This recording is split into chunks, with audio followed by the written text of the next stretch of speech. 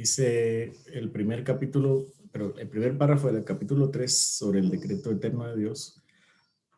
Dios desde toda la eternidad, por el sapientísimo y santísimo consejo de su propia voluntad, ordenó libre e inmutablemente todo lo que acontece, pero de tal manera que Él no es el autor del pecado, ni violenta la voluntad de las criaturas, ni quita la libertad o contingencia de las causas secundarias, sino más bien las establece. Ok. De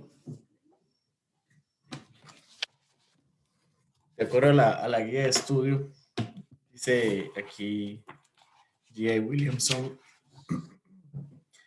que lo que nos enseña o lo que nos dice este primer párrafo es que, número uno, Dios ha determinado todo, predeterminado todo lo que sucede, que su predeterminación o plan es eterno, que no hay nada demasiado grande ni demasiado pequeño para ser incluido o excluido de su predeterminación, que esto no hace que Dios sea el autor de pecado, que Dios no obliga por la fuerza al hombre a hacer lo que él no quiere hacer en cuanto al pecado, y que esto no destruye la libertad ni las relaciones de causa y efecto.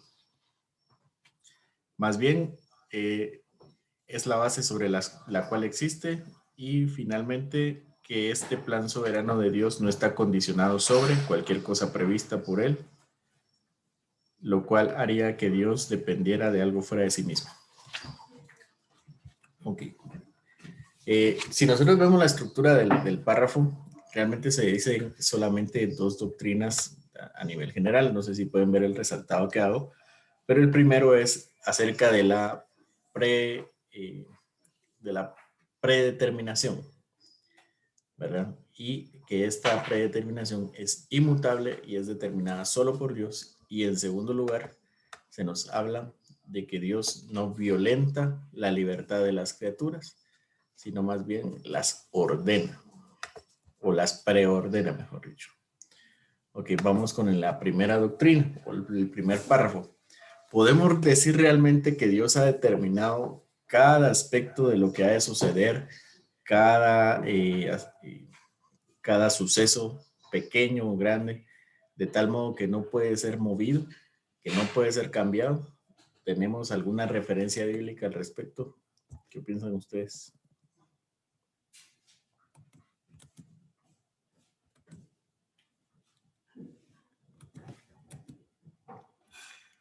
¿Alguien recuerda algún pasaje o estamos en un terreno antibíblico?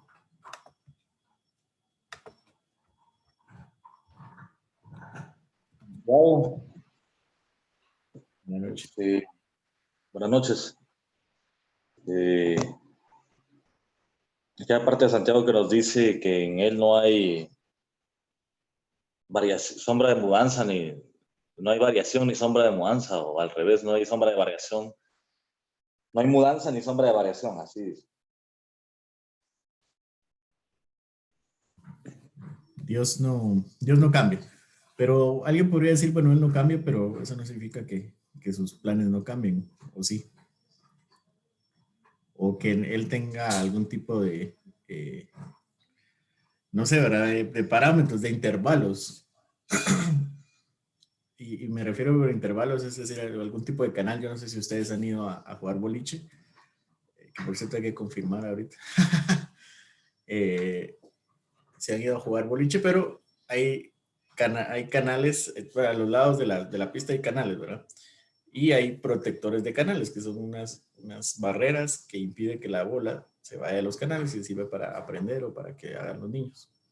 Entonces hay personas que creen que Dios no es que establezca cada asunto, ¿no? Sino que pone más bien canales donde las personas o las situaciones no pueden salirse, ¿verdad? Pero sin embargo las cosas van a ir encauzadas al final de cuentas a donde tienen que llegar, que en este caso del ejemplo sería a botar los pinos, ¿no? ¿Verdad? Entonces más o menos así es como ciertas personas lo piensan. O la otra opción es que Dios determine cada pequeño asunto, cada pequeño suceso, cada pequeño evento, hasta el más mínimo detalle por lo tanto sea obra de Dios. Podemos encontrar algún pasaje que respalde alguna de las dos posiciones. Yo en Isaías 45, voy a leer desde el 3, bueno, desde el 2. Dice, yo iré delante de ti y allanaré las montañas, romperé las puertas de bronce y haré pedazos los cerrojos de hierro. Yo te daré los tesoros de la oscuridad, la riqueza de los lugares secretos, para que sepas que yo soy el Señor, Dios de Israel, que te llama por nombre, a causa de mi siervo Jacob y de Israel mi escogido. Yo te llamo por tu nombre, te doy un título de honor, aunque tú no me conoces. Dice el 5, yo soy el Señor y no hay otro, aparte de mí no hay Dios. Yo te ciño aunque tú no me conoces. Ahora el 6 dice, para que desde el nacimiento del sol hasta el occidente se sepa que no hay nadie más que yo. Yo soy el Señor y no hay otro. El 7, yo soy quien forma la luz y crea las tinieblas, quien hace la paz y crea la adversidad. Yo, el Señor, soy quien hace todas estas cosas.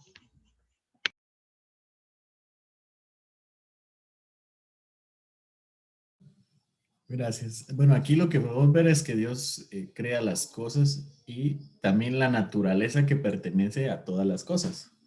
De modo que un árbol es un árbol porque Dios lo ha determinado. Una montaña es una montaña porque Dios lo ha determinado. Pero podemos decir que Dios establece hasta el más mínimo detalle del árbol, es decir, su crecimiento, si alguien lo corta, si alguien no lo corta, si crece a la derecha o a la izquierda. Oswald, ¿ibas a comentar? Sí, pero era aquel pasaje de 2 de Samuel 16:10, donde dice, y el rey respondió, hablando David, ¿qué tengo yo con vosotros, hijos de Sarbia? Si él así maldice, recordando que Simei estaba maldiciendo a David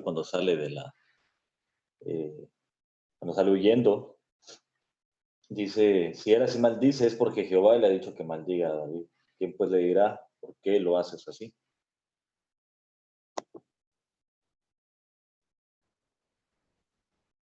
Aquí ya nos vamos acercando un poco, ¿no? Nos vamos acercando un poco. Eh, Ahora, el asunto con esto es un poco más filosófico que escritural. Se cita muchas veces aquella frase de no cae una hoja, sino es por la voluntad de Dios, ¿verdad? Y dicen, a mí no me consta que es una frase del Quijote, ¿verdad? Que no está en la Biblia. Sin embargo, de alguna forma recoge lo que realmente la Biblia quiere decir. Está precisamente estableciendo las causas naturales y todo, ¿no? Porque nosotros sabemos que todas las cosas están concatenadas, es decir, todas las cosas dependen unas de otras. Entonces, si Dios no establece hasta el más mínimo detalle de todas las cosas, pues no puede asegurar de alguna forma que todo suceda como debe suceder. El ejemplo del juego de boliche es muy simple, ¿no? Y asume varias cosas. Por ejemplo, asume que las barreras de los canales van a funcionar, que el suelo no se va a caer, que la bola va a rodar, que va a tener la fuerza suficiente, ¿verdad? Entonces, realmente hay un sistema controlado y tiene que darse todas las condiciones para que la bola llegue y bote los pinos. Entonces, de la misma manera, pues nosotros tenemos evidencia de que Dios establece las causas y los propósitos para que todo suceda, entonces no puede dejar sin atar algún cabo sin que sea su voluntad. Y tenemos, como ustedes mencionaron, tenemos las causas, que es Dios establece la naturaleza de las cosas, y también Él tiene un plan, ¿verdad? Y Oswald lo mencionó. Tenemos también Primera de Juan 2:17, que dice, el mundo pasa y sus deseos, pero el que hace la voluntad de Dios permanece para siempre, debido a que su voluntad es eterna, ¿verdad? Tenemos otros pasajes como los que hablan de la salvación, de Éxodo 33:19, tendré misericordia del que yo tenga misericordia y me compadeceré del que yo me compadezca. Ahí vemos cómo Dios obra hasta el más mínimo detalle en la voluntad humana, que es generalmente donde va el asunto de la libertad, ¿verdad? Job, yo no sé si recuerdan el pasaje de Job 23, 13 y 14, donde dice la resolución de Job, ¿verdad? Al ver las maravillas de Dios es, Dios hace lo que quiere, pues es el único Dios. Nadie lo hace cambiar de planes, así que Él hará conmigo todo lo que quiera hacer, ¿verdad? Entonces, él pone a disposición de Dios, bueno, solamente intelectualmente, porque Dios ya posee a Job, y le dice, bueno, tú vas a hacer conmigo lo que deseas, puesto que tú haces siempre lo que deseas. ¿Alguien tiene algún otro pasaje que quiera compartir al respecto de esto? De cuando también Dios endurece el corazón del faraón. Si vemos ahí, hasta que Dios no, muchos asocian que fue por la muerte de su hijo, pero fue hasta ahí que Dios decidió cambiarle el corazón al faraón para que dejara salir al pueblo de Israel. Pero aún así, entre las anteriores plagas, Dios le endureció el corazón al faraón y no quiso y no quiso. Y la razón fue para mostrar su poder, ¿verdad?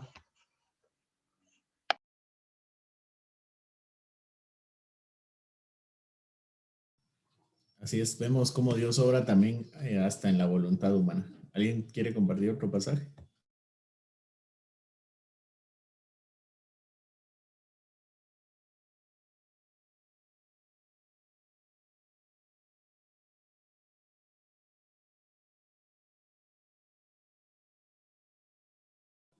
¿No? Bueno, tenemos el Salmo 115:3 que dice, nuestro Señor está en los cielos, Él hace lo que le place, Él hace lo que quiere. También tenemos el Salmo 135:6, todo cuanto el Señor quiere, lo hace, en los cielos y en la tierra, en los mares y en todos los abismos. También tenemos el pasaje de Daniel capítulo 4, versículo 35, y esta es una resolución de Nabucodonosor. Yo no sé si recuerdan la historia de Nabucodonosor, pero Nabucodonosor era un rey pagano, un rey que no tenía como Dios al Dios de Israel. Y entonces, precisamente por ese acto de desobediencia de parte del rey, pues Dios le manda un castigo, ¿verdad? De convertirse en una bestia, y al final de levantarle el castigo, Nabucodonosor sale con una de las grandes frases respecto de este tema, que dice en Daniel 4, versículo 34, pero al fin de los días, es decir, cuando ya terminó su castigo, yo, Nabucodonosor, alcé mis ojos al cielo y recobré mi razón, y bendije al Altísimo, y alabé y glorifiqué al que vive para siempre, porque su dominio es un dominio eterno, y su reino permanece de generación en generación. Y todos los habitantes de la tierra son considerados como nada, mas él actúa conforme a su voluntad en el ejército del cielo y entre los habitantes de la tierra. Nadie puede detener su mano ni decirle, ¿qué has hecho? ¿Verdad? Esa es la teología de Nabucodonosor. ¿Quién le va a decir a Dios qué hacer? Pues él había mandado una maldición sobre Nabucodonosor, y hasta el aspecto más mínimo de la voluntad ha sido entonces ordenado por nuestro Dios para que sucedan todos sus planes eternos. Entonces, en un sentido podemos decir que Dios siempre hace su voluntad. Todas las cosas que están y que suceden es por la voluntad de Dios. Ahora, esto suena un poco, primero un poco no sé, tal vez hace un poco de ruido a nuestros oídos, porque cuando nosotros escuchamos un gobierno, un gobernador que hace lo que quiere, que pues hace su voluntad sobre las personas, entonces nos da un poco de miedo. Sin embargo, la confesión tiene dos razones o dos características importantes acerca de la voluntad de Dios. Yo no sé si recuerdan cuáles son esas dos características de la voluntad de Dios al hacer lo que quiere.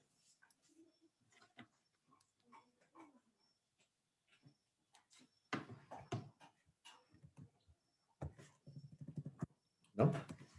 Vamos a ver ahorita. Aquí están las dos características.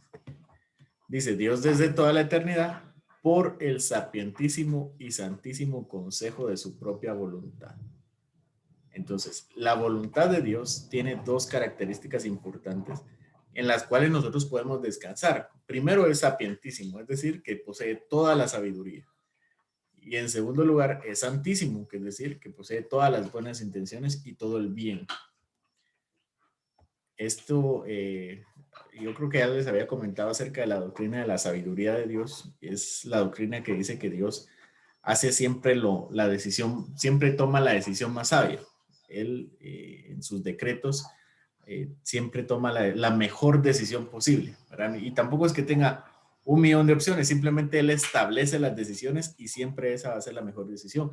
Y ahora eso debe ser consuelo para nosotros, porque todo está determinado para el bien de los suyos, claramente como lo dice Romanos capítulo 8, ¿verdad? Entonces nosotros podemos estar confiados que todo por cuanto pasamos, todo cuanto pasa, es para el bien de nosotros. Y aparte de eso, es la mejor opción posible, la mejor posibilidad posible, porque en nuestra mente podrían haber muchas posibilidades, pero en el plan eterno de Dios solo hay una posibilidad y esa va a suceder y va a ser lo mejor para nosotros que somos sus hijos, ¿verdad? En segundo lugar, esta doctrina nos hace ruido en otro lado y es el lado de la libertad. De alguna forma nosotros creemos que si alguien tiene un dominio, si alguien tiene un poder, necesariamente limita la libertad de otro, ¿sí? Entonces nosotros decimos, bueno, si tenemos un gobierno más grande, poniéndolo en términos humanos, que haga más leyes significa más restricciones para los seres humanos, ¿sí? O si nosotros tenemos una familia, alguien tiene que ejercer un poder y va a ejercer alguna fuerza y por lo tanto los que estén en relación de desventaja van a tener menos libertad. Eso es lo que nosotros creemos acerca de esto. Pero esto no es necesariamente cierto y eso es lo que dice la confesión. Vamos a ir a la segunda parte de la confesión. Dice que Dios establece todo, pero, y aquí hay un contraste, pero de tal manera que Él no es el autor de pecado, ni violenta la voluntad de las criaturas, ni quita la libertad o contingencia de las causas secundarias, sino que más bien las establece. Y aquí vemos entonces nuevamente 3 características del decreto de Dios.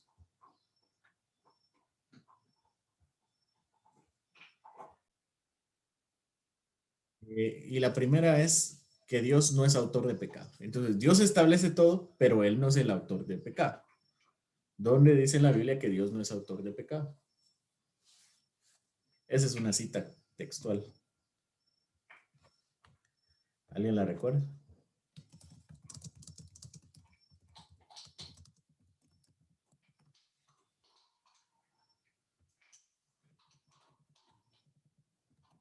¿No? Yo me recuerdo que era que Dios no puede ser tentado porque Él no tienta a nadie, porque no tiene mal, pero ahorita lo estoy buscando. Santiago, ahorita lo voy a...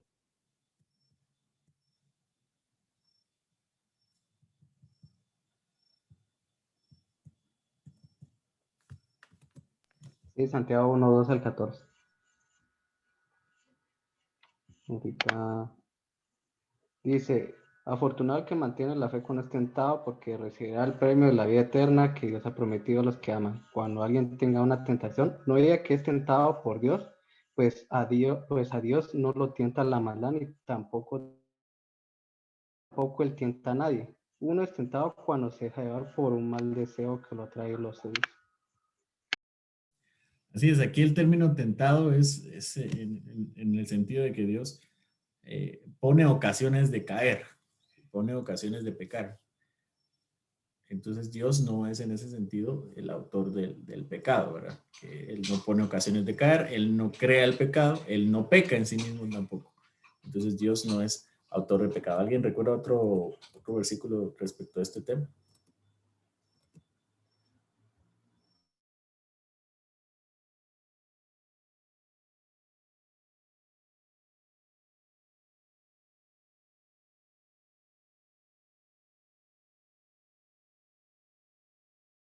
¿No? Bueno, yo creo que dentro de esta declaración no hay ninguna duda, o no debería haber ninguna duda en cuanto a que Dios no es el autor del pecado. Ahora, la segunda declaración es, Dios no violenta la libertad de las criaturas. Y esta es una parte un poco más difícil. Sí, o sea, si hablamos de que Dios predetermina todo para que suceda como sucede, entonces deberíamos pensar que Dios hace una coacción, una fuerza a las criaturas a hacer el mal. ¿Qué podríamos decir ante esto? ¿Qué piensan?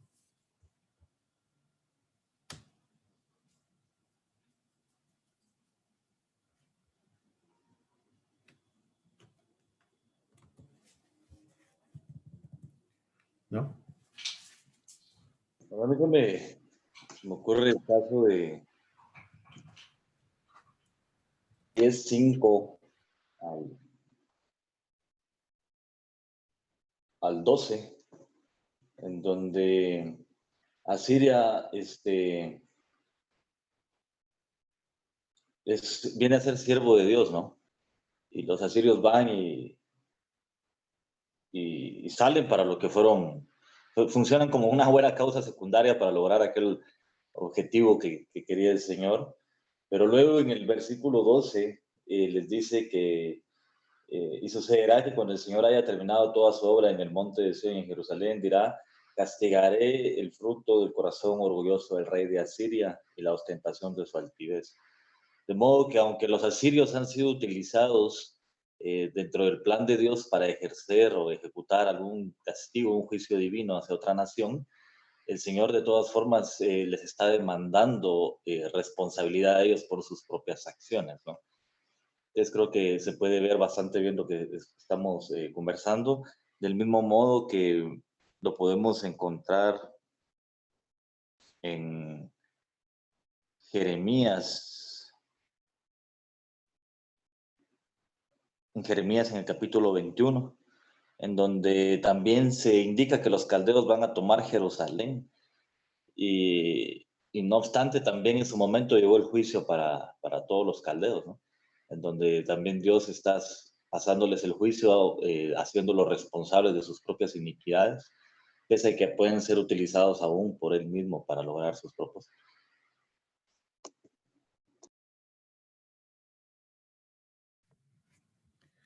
Gracias, Oswald.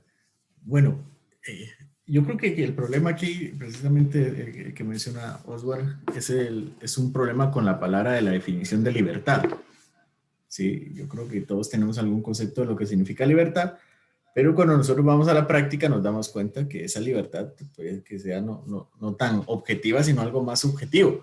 Y los filósofos ya se han dado cuenta de esto y a pesar de esto, pues, no se doblegan ante a nuestro Señor, sabiendo la ilusión de la libertad, dicen ellos, ¿verdad? Porque nosotros realmente no somos libres en el sentido completo de la palabra libertad, ¿verdad? Tenemos leyes, todos tenemos leyes y no somos libres. Y yo voy y mato a alguien, a mí me meten a la cárcel, ¿verdad? Entonces no hay una libertad completa. Y yo creo que no nos hemos dado cuenta tampoco que tenemos leyes naturales, ¿sí? O sea, yo no soy libre de volar. Yo no tengo la libertad de poder volar porque soy, digámoslo así, esclavo, en contraste, soy esclavo de mi naturaleza. Y mi naturaleza no me permite volar, ¿verdad? Entonces, el único ser que es libre en todo el sentido de la palabra es Dios, porque porque a él nadie le dice qué hacer, ni él depende de nadie para hacer las cosas. Nosotros sí dependemos de muchas cosas y al tener esa dependencia, entonces demostramos que nuestra libertad es una libertad parcial, es una libertad en un sentido, no en todo sentido. Ahora la pregunta es, ¿en qué sentido somos libres? O la Biblia, ¿en qué sentido nos dice que somos libres? Y aquí el comentario de G.I. Williamson acerca de la libertad, se los quiero leer, dice: la libertad se puede definir como la ausencia de coerción externa, es decir, que nadie me obliga. Si un hombre no es forzado por un poder ajeno a sí mismo a hacer algo contrario a lo que él quiere hacer, entonces podemos decir correctamente que él es libre. Es decir, solo Dios está libre de cualquier coerción externa, cualquier ayuda. Él no es dependiente de nadie, él es completamente independiente. Nosotros dependemos de muchas cosas. Entonces, sigue diciendo G.A. Williamson, decir que el hombre es capaz de hacer el bien o el mal es muy distinto, muy diferente de decir que el hombre tiene libertad para hacer lo que él desee. O sea, es muy distinto decir que el hombre puede hacer bien y mal a decir que Él puede hacer lo que Él desee. Nosotros no podemos hacer lo que nosotros deseamos. Bueno, eso es un poco sí y no, porque la pregunta es qué deseamos y lo que deseamos es lo que nuestra naturaleza nos obliga a desear, ¿verdad? Nadie puede decidir no comer, no puede, su naturaleza lo obliga y de hecho nos gusta comer. Y entonces somos esclavos de nuestra naturaleza, somos parcialmente libres. Necesitamos respirar, entonces no somos libres de dejar de respirar o no necesitar la respiración. Y entonces nuestra naturaleza nos exige y hasta a veces nosotros lo sentimos placentero. Esas necesidades entonces se vuelven nuestras cadenas, por así decirlo, nuestra esclavitud. Entonces, en el principio de la creación, cuando fue creado Adán y Eva podían elegir el bien y el mal. Pero hasta aquí en la humanidad, el pecado, que era el mal, no estaba consumado. Por eso Dios no es el autor del mal, sino el hombre, quien tenía la capacidad para elegirlo y que de hecho lo llegó a consumar, es decir, a realizar, ¿verdad? Entonces el pecado era algo potencial, no era algo real, pero en el momento en que el hombre peca y desobedece a Dios, se convierte en algo real en la vida de las personas. Y más que real, se convierte en parte de nuestra naturaleza. ¿Sí? Es una naturaleza adquirida. No es la naturaleza con la que Dios nos hizo, es una naturaleza que nosotros adquirimos por la imputación del pecado y de la condena. ¿Verdad? O sea, nosotros decidimos y Dios nos carga a nosotros con el pecado y con la condena del pecado. No sé si de alguna forma puede mencionar, clarificar acerca de cómo funciona la libertad y la preordenación de Dios. ¿Alguien tiene alguna duda? Probablemente nunca vamos a llegar al asunto exhaustivo de la explicación, pero creo que eso es bastante, ayuda bastante. No sé si Oswald quisieras comentar algo, o Oscar, o hermano Frank, o Ronald, que estén por ahí. Tal vez uno de los mejores ejemplos que nos ofrece la Biblia es el caso de José y sus hermanos, ¿no? Donde vemos que está la preordenación divina por boca del mismo José, en donde dice que Dios fue el que los encaminó para guardar mucha vida, pero vemos que los hermanos en ningún momento fueron seducidos en su libertad o coaccionados para que hicieran lo que hicieron, ¿no? Sino que ellos, de su propia malicia, de su propia naturaleza, como decís, seducidos por su naturaleza o dependientes, esclavizados a ella, que en este caso es el pecado, de la envidia de su hermano, pues deciden venderlo ellos, por ellos mismos, ¿no? Y finalmente vemos cómo el Señor, pues, solamente Él, bueno de algo malo, ¿verdad? Porque el caso de José, pues, esta mala acción y el posterior estado de José de calamidad, por así decirlo, de tribulación, debería convertir Dios en enormes bendiciones para toda una nación. Así es. Por eso la misma Biblia, cuando nos habla del pecado o de las cosas que suceden por causa de la maldad o que son para mal, nos habla de la naturaleza del ser humano, ¿verdad? Entonces nos dice que del corazón del hombre vienen los malos deseos, malos pensamientos, las malas acciones. Por ejemplo, en Mateo capítulo 7, versículo 17 y 19, así todo árbol bueno da buenos frutos, pero el árbol malo da malos frutos. Es decir, ellos están sujetos a la naturaleza de su propia existencia. Si es un árbol malo, va a dar malos frutos. Entonces nosotros realmente somos árboles malos, si somos pecadores. Y como diría R.C. Sproul, si somos pecadores porque pecamos o pecamos porque somos pecadores, nosotros pecamos porque somos pecadores, ¿verdad? Es nuestra naturaleza y no podemos dejar de pecar. Es simplemente lo que podemos hacer. Entonces, aunque teníamos la libertad en Adán de hacer el bien y el mal, lo que escogimos fue hacer el mal y ahora estamos contaminados por el mal. ¿Sí? A modo de ejemplo también, si nosotros tuviéramos un vaso de agua, perdón, y nosotros le ponemos una gota de veneno, no hay una parte contaminada del agua y otra parte no, sino toda la naturaleza del agua queda contaminada y no puede entonces no estar contaminada. ¿Sí? Así, de la misma manera actúa el pecado en nuestra vida. Simplemente que hay cosas que son menos malas, ¿verdad? No es lo mismo un ateo que haga altruismo que un ateo que sea un asesino, ¿verdad? Pero son pecados de diferente magnitud de alguna forma, al menos a nivel humano, ¿verdad? ¿Alguien tiene alguna duda respecto a esto? Bueno, entonces lo que podemos decir es que Dios no es el autor del pecado, tampoco Dios coacciona o fuerza la libertad de las criaturas. Y por último, vamos a ver aquí la confesión. Dice, ni quita la libertad o contingencia de las causas secundarias. ¿Qué es esta mala frase que está aquí? Ni quita la libertad o contingencia de las causas secundarias. ¿Alguien quiere comentar acerca de esta frase? Hermano Frank. Buenas noches, hermano. Dios le bendiga. Una pregunta, una duda cuando dice que no violenta la libertad de las personas. Y me viene a la mente lo de cuando Él atrae a las personas hacia Él. Digo porque, como dice usted, el pecado está en nosotros, nuestra naturaleza es pecaminosa, no deseamos hacer su voluntad, no nos sujetamos a ella, nos deleitamos en el mal. Y viene la controversia en la mente, ¿no? Como dice que no violenta la voluntad de nosotros, ¿cómo es que sucede esa forma de atraernos?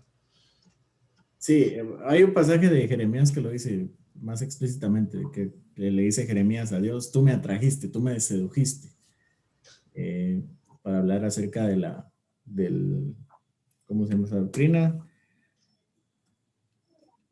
Llamamiento eficaz. Llamamiento eficaz, creo que sí. Sí, ¿verdad?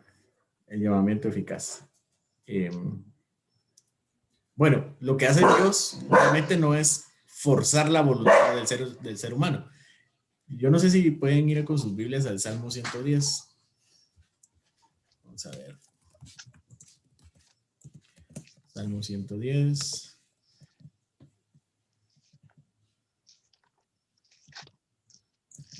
Versículo 3. Dice el Salmo 100, versículo 3. Tu pueblo se te ofrecerá voluntariamente en el día de tu poder. Interesante, ¿no? Bueno, entonces hay una fuerza de la voluntad o no hay fuerza de la voluntad.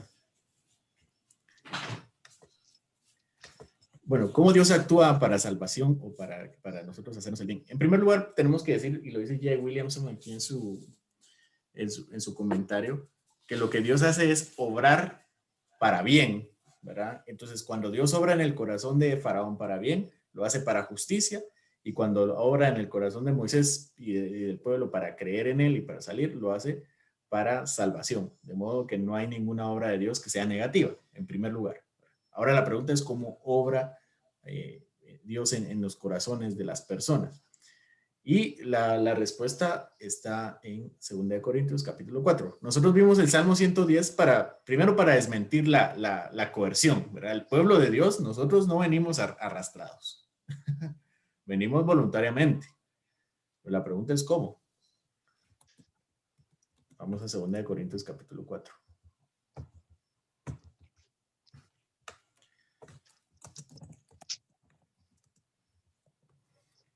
En otras palabras, Dios no tiene mercenarios en su equipo, ¿verdad? No tiene aquí nadie obligado. Yo creo que aquí no hay nadie obligado, ¿verdad? Okay. Dice 2 Corintios capítulo 4, versículo 3, dice, pero si nuestro evangelio está aún encubierto, entre los que se pierden está encubierto, en los cuales el Dios de este siglo cegó el entendimiento de los incrédulos para que no le resplandezca la luz del evangelio de la gloria de Cristo, el cual es la imagen de Dios. Porque no nos predicamos a nosotros mismos, sino a Jesucristo como Señor y a nosotros como siervos por amor de Jesús. Porque Dios, veamos aquí el sujeto activo, porque Dios que mandó que de las tinieblas resplandeciese la luz, es el que resplandeció en nuestros corazones para iluminación del conocimiento de la gloria de Dios en la faz de Jesucristo. ¿Qué hace Dios? En forma metafórica nos quita el velo, ¿sí? Es decir, que nos permite ver las maravillas de Él. Entonces lo que hace, en palabras filosóficas, es transformar nuestra naturaleza para que nuestra voluntad, libre de pecado y seducida por su gloria, vaya voluntariamente hacia Él, ¿verdad? Entonces, por eso los teólogos de Westminster pueden decir claramente que Dios no coacciona ni fuerza la voluntad de nadie, es mucho menos para mal.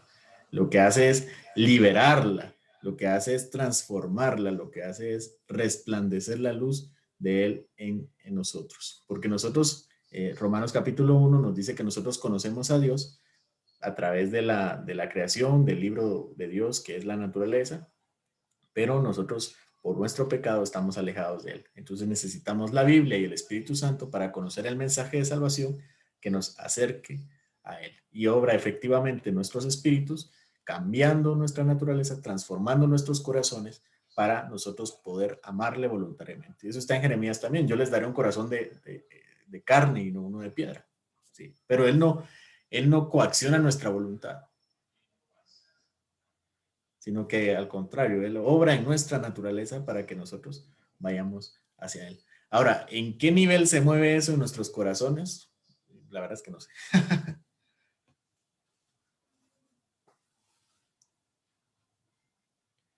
¿Alguien más quiere comentar respecto a este asunto?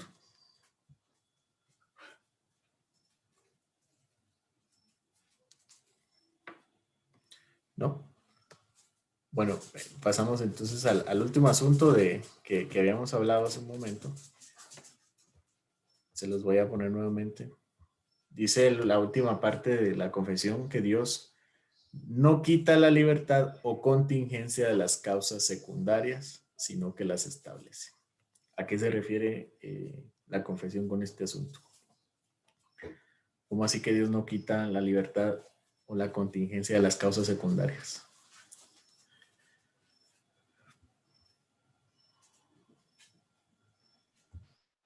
Bueno, tendría que volver a utilizar el ejemplo del mismo José, que es me parece que explica bastante bien esto nuevamente, ¿no? Entendemos por contingencia aquellas cosas que pueden suceder o que no pueden suceder. Y lo que veíamos es esto, ¿no? Que lo que iba a suceder era que José iba a ser vendido. Y Dios no le quitó la libertad a los hermanos de venderlo. Ellos lo hicieron por su propia libertad. Ahí vemos que José dice en Génesis 45:7, y Dios me envió delante de vosotros para preservaros un remanente en la tierra. Vemos que finalmente Dios hace lo que quiso. Su voluntad es buena, es perfecta, es como vos lo definías en el tema de la sabiduría de Dios, que Él mismo hace sus propósitos según lo que más le glorifique a Él, ¿no? Hacia su propia gloria es que lo indica todo, y de esta manera, pues, vemos que la confesión habla verdad conforme a la Escritura. No hay ninguna libertad coaccionada, no hay ninguna contingencia que también Dios la haya quitado en este caso, sino que vemos que los procesos que Dios quería preservar la vida de muchos pueblos son establecidos basados o utilizando la misma libertad de los seres humanos, ¿no? Gracias, Oswald.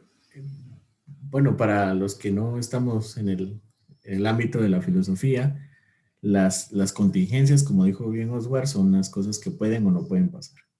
Sí. Eso es en filosofía, las contingencias. Y también hay un término, yo creo que lo acuñó, si no me corregirás, Oswald, creo que fue Aristóteles, el de las causas secundarias. Aristóteles hablaba de 4 causas secundarias.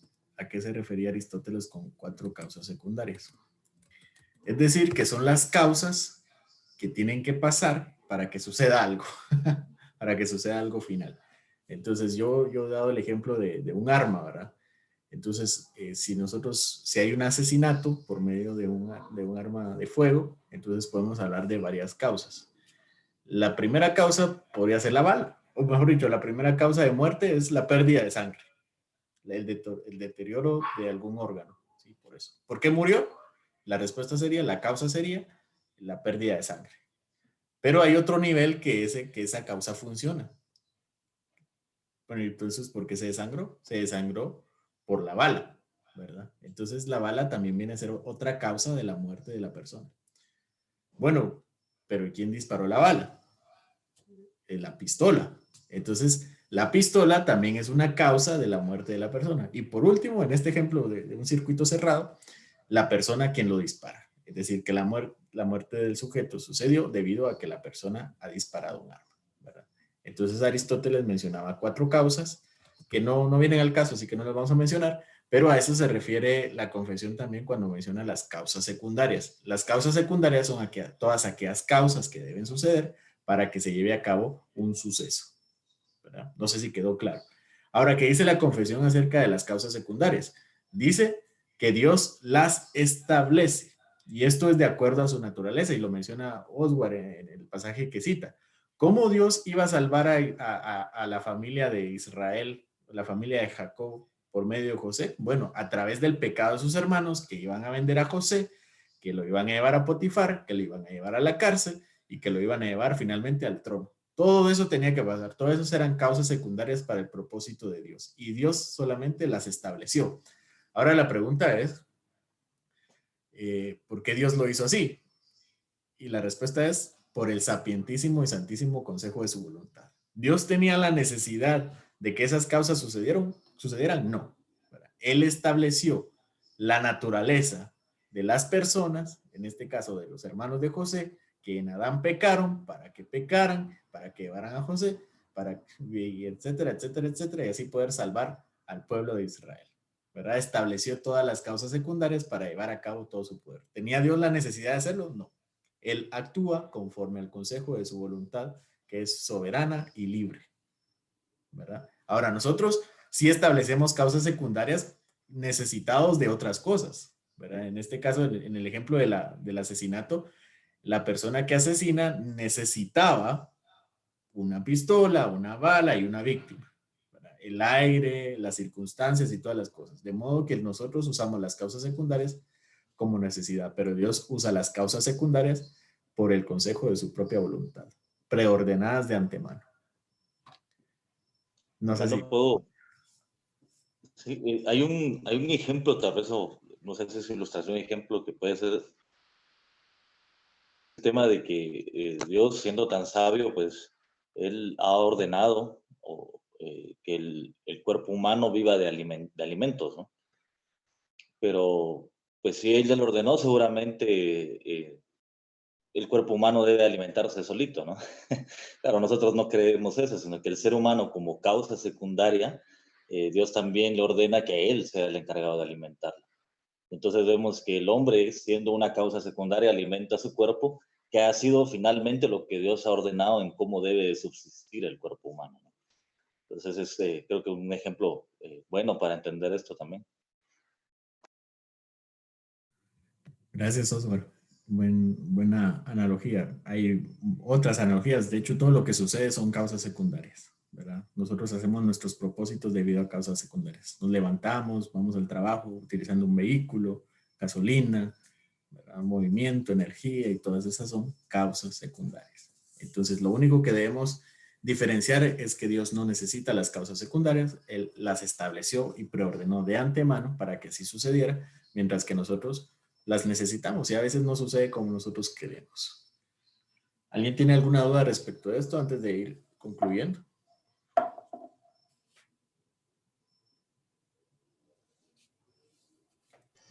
Se nos hace bastante, bueno, en mi caso se me hace, se nos hace bastante difícil cuando estamos pasando un montón de dificultades, pruebas. Digo, ¿cómo pensaba José que iba a terminar todo esto? Sin saber como dicen, las causas secundarias en la cual estaba pasando su situación. Y se nos hace, o a mí, en mi caso, se me hace muy complicado poderlo resolver o digo, entender. Yo creo que es imposible poderlo entender, ¿no? Digo, por mi mente finita y y mi pecado en el acto de la prueba o de las dificultades, no puedo entenderlo, hermano. Se dice fácil, los escucho y gloria a Dios, glorifica uno a Dios, hermano, pero en el momento que está uno recibiendo golpe tras golpe, yo creo que hace uno llora o no sé, no sabe uno qué hacer, ¿no? Digo, mi comentario expreso eso porque se me hace demasiado elevado todo esto, ¿no? Para poderlo entender y comprender, ¿no? Creo que seríamos muy arrogantes si al momento de enseñarlo no pensáramos en nuestra cabeza que desconfiamos más en el Señor que de lo que nos gustaría admitir, ¿verdad? Es decir, que nosotros sabemos estas verdades, pero al mismo tiempo cuando suceden, cuando es necesario creerlas, desconfiamos en algún sentido de ellas, ¿verdad? Y es también para eso, ¿verdad? Entonces, a modo de conclusión, la primera función de la doctrina del decreto de Dios es primero conocer a nuestro Dios. ¿Sí? Cualquier persona que está enamorado de su Dios lo quiere conocer. Así como cuando se compra algún carro nuevo, uno quiere conocer, uno quiere explorar, quiere aprender, ¿verdad? De la misma manera, nosotros al tener estos atributos de Dios, al conocerlos, debemos maravillarnos de Él. Y esto debe conducir nuestra adoración también a eso, a una expresión que se asombre de Dios. En segundo lugar, nos sirve para conocer nuestra naturaleza. Nosotros no somos así y deberíamos poner nuestros pies sobre la tierra y decir, Señor, realmente soy nada, soy débil, ¿verdad? Necesito de tanto y tú no necesitas de nada. Cuán arrogante sería si yo no me acercara a ti para pedir tu consejo, para pedir sabiduría, especialmente porque sé que tú estableces todo para tu gloria. Y en tercer lugar, como consuelo, especialmente para los hijos de Dios en las situaciones difíciles. Si yo hace algunos años perdí a un primo de la edad de mi hermano menor, tenía unos 14 años, y mis tíos, los padres de este muchacho, son creyentes, pero en el momento de la prueba, obviamente, empezaron a buscar un montón de causas. Sí, bueno, ¿por qué? ¿Qué pasó? ¿Qué sucedió? En su tristeza, ¿verdad? Empezaron a agarrarse de cualquier cosa y a echarle la culpa a todo, ¿no? Maldiciones generacionales y un montón de cosas. Y entonces, obviamente, yo tratando de ser compasivo, y lo digo esto con mucho temblor, con mucho temor, pero digo yo, creo que el corazón de nosotros sería más consolado con una mejor teología, un mejor concepto de Dios. Y también, obviamente, es una oportunidad para compartir la enseñanza de nuestro Señor Jesucristo respecto de esto. Pero el saber que Dios está ahí y que Él ha determinado todo esto, nos consuela más rápido, sana más la herida, ¿verdad? Nosotros podemos recurrir más rápido a Él sabiendo que lo que ha sucedido es porque Él lo predeterminó así y como dice Romanos, es para el bien de nosotros. Nosotros no lo podemos ver en ese momento, pero eventualmente lo vamos a ver y lo vamos a reconocer si somos hijos de Dios.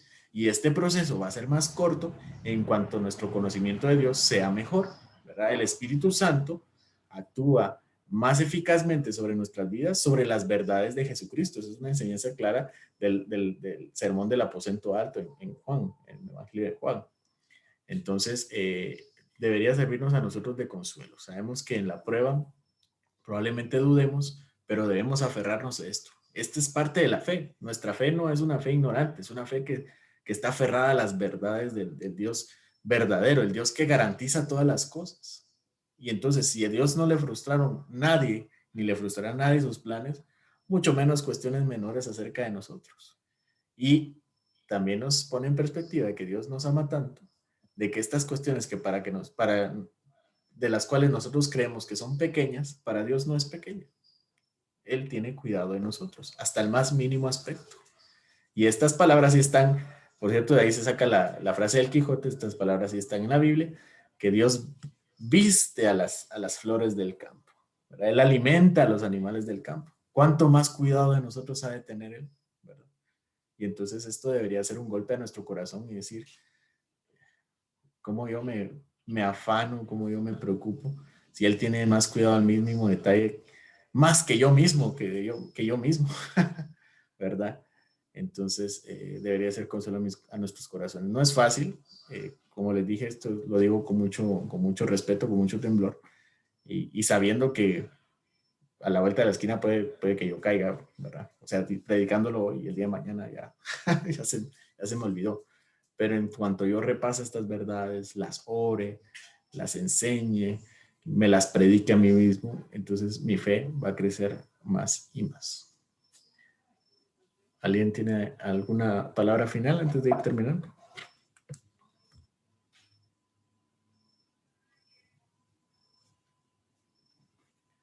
¿No?